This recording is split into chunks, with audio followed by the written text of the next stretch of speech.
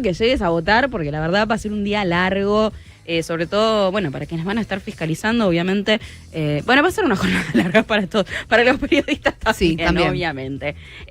Y va a ser también una semana larga, ¿eh? Y queremos saber, queremos analizar, ¿no? Recién hablábamos sobre la economía, cuál es la economía que le espera al próximo presidente. Pero también esto es Argentina, que está inserta en un planeta, que es el planeta Tierra, en un mundo que está en conflicto, ¿eh? Hay guerras en curso, hay un panorama internacional que es muchas veces complejo y queremos entender eso, ¿no? ¿Cuál es el mundo que se va a encontrar el próximo presidente? Así que la voy a saludar a Inés Capdevila, nuestra colega periodista, especialista en temas internacionales de La Nación. Siempre es un placer hablar con ella porque la verdad explica tan bien el mundo tan complejo en el que vivimos. Inés, ¿cómo estás? Bienvenida, gracias por hablar con nosotros. Buenas tardes, Agustina, ¿cómo andan? Bien, muy bien.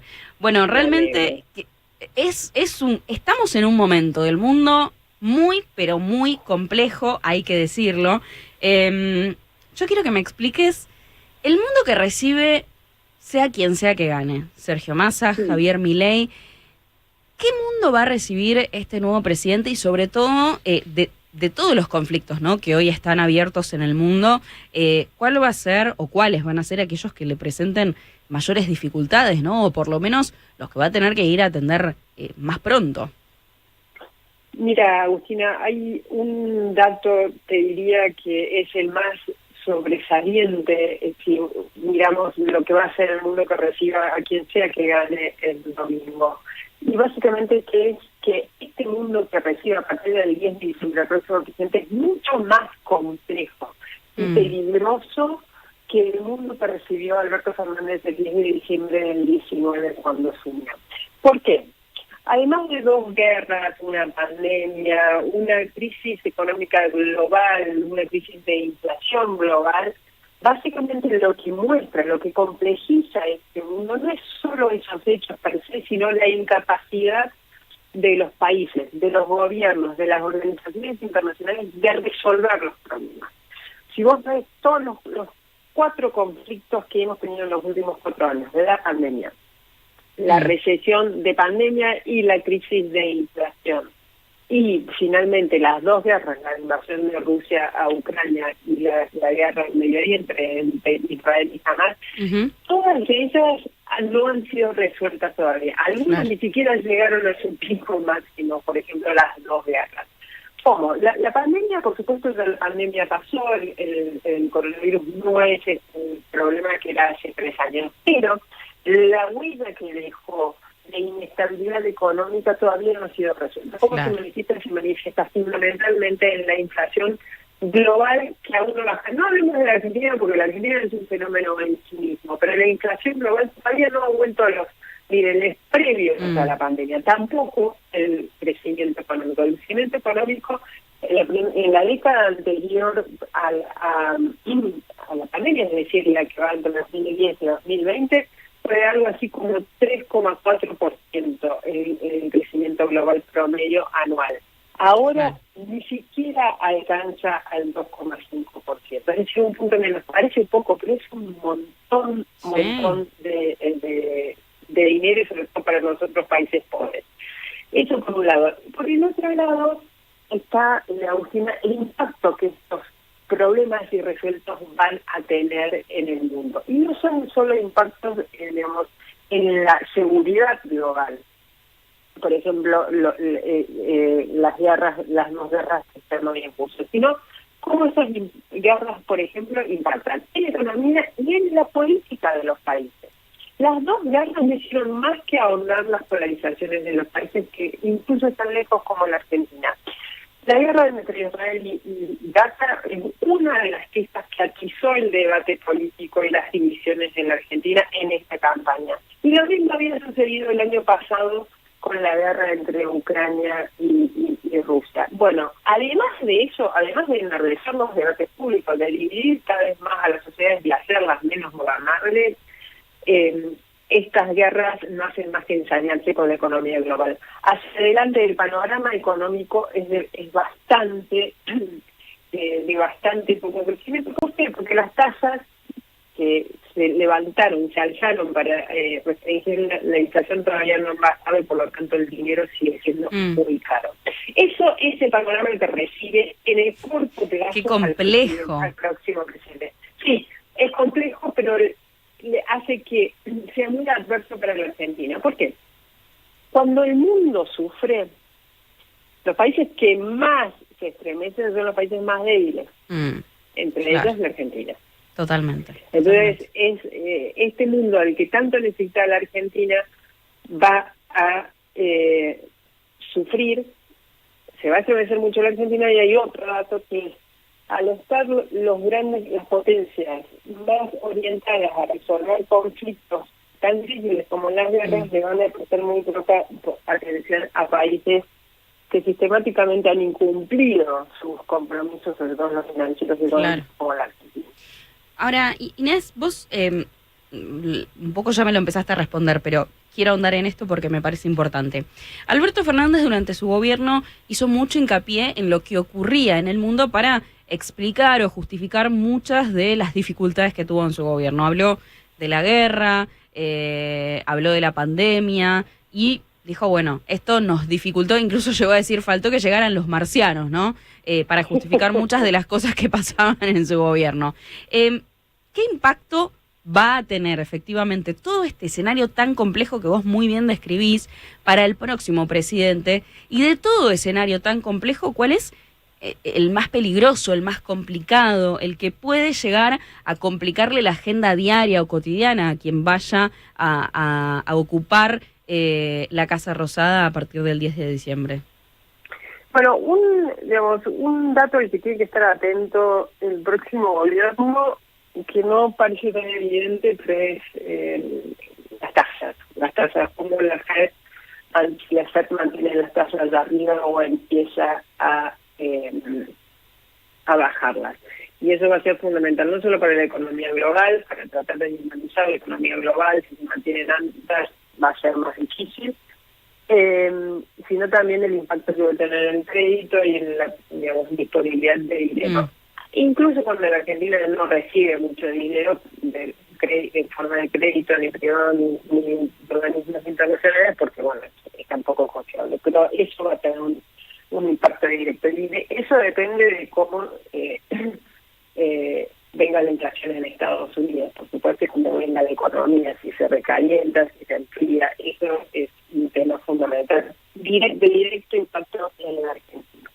Otro tema un poquito más lejano, Agustina, pero que va a ser esencial, es dos cosas que aún no ocurrieron, pueden llegar a ocurrir o pueden no ocurrir. ¿Quién va a ganar las elecciones presidenciales de Estados Unidos el año que viene? Son elecciones críticas. Si vuelve Trump, el mundo va a reorganizarse también, porque va a dar vuelta a la política exterior norteamericana. Y hoy la política exterior norteamericana es activa, es tremendamente activa en los dos conflictos que desvelan el mundo, en Ucrania y en Medio Oriente.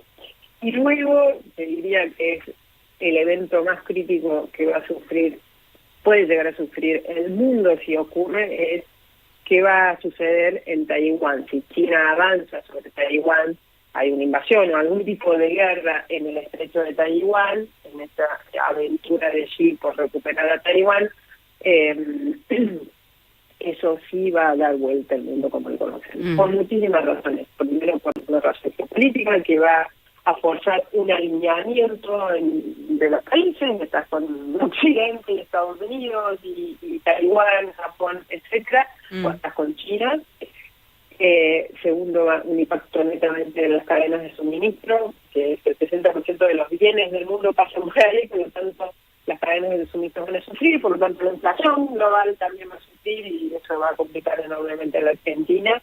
Y lo otro es el impacto indirecto en la economía global, que seguramente será recesivo. Entonces, si eso ocurre, volvemos a lo mismo. Cuando el mundo sufre, los países que más se estremecen y más se quejan del dolor son los más débiles, y entre ellos están Argentina. Totalmente.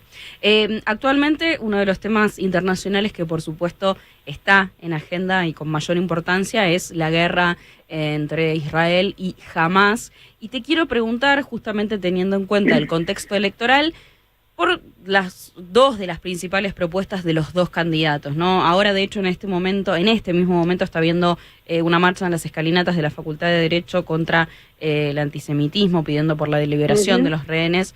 Sergio Massa, por un lado, dijo que le había parecido un mamarracho, ¿te acordás aquel comunicado emitido por Cancillería? Y dijo que declararía a Hamás como organización terrorista. Y por otro lado, Javier Milei puntualmente había planteado que si es elegido presidente, mudaría la embajada de Argentina de Tel Aviv a Jerusalén. Estas dos propuestas muy concretas de algo que está ocurriendo allá, ¿qué mirada tenés y qué efecto podrían llegar a tener dentro de este escenario global y cómo dejarían parada a la Argentina? Yo diría que lo que hace la Argentina en el escenario global no tiene ningún impacto. Que cualquiera de esas dos medidas son más peligroneras que otra cosa. Son medidas de política exterior que están destinadas a responder a necesidades de política interna, básicamente. Claro. Entonces, a nivel global no va a tener ningún impacto. Sí, por ahí refuerzan la relación con Israel, pero no creo que cambien nada. El conflicto del Medio Oriente es muy sensible para todos los países, en especial en Argentina, porque tiene una comunidad judía gigantesca, la segunda más grande fuera en América, pero fundamentalmente porque divide mucho a las sociedades. Claro. Todo el mundo, haya estado o no haya estado en Medio Oriente, tenga conexiones con la comunidad judía, como la comunidad musulmana o la comunidad árabe, tiene una postura sobre lo que sucede en Medio Oriente. Es como que todos hemos crecido con un conflicto que dominó, a veces con mayor centralidad que otras, progresivamente. Por ejemplo, estamos en un conflicto y cuando ocurren estas cosas, dividen a las sociedades. Es lo que vos mencionabas al principio de la pregunta. En este momento hay una marcha contra el antisemitismo en la ciudad de Buenos Aires. Bueno, eso sucede todo el tiempo en todas las grandes ciudades, en todos los países, desde el 7 de octubre.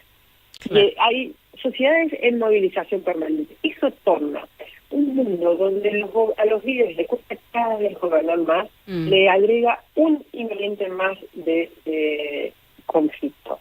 Entonces, ahí va a tener un primer nivel de conflicto. Para mí no es tanto con la política exterior, sino con la política doméstica, el nivel de conflicto que genera la guerra en Medio Oriente. Ahora, después tenés lo otro, que es cómo se alinea la Argentina en el concierto internacional de países respecto del Medio Oriente. Y ahí todos los países han tenido problemas, o sea, mira a Lula en Brasil, mira al resto de América Latina, porque no han logrado dar con la postura, digamos, más sólida.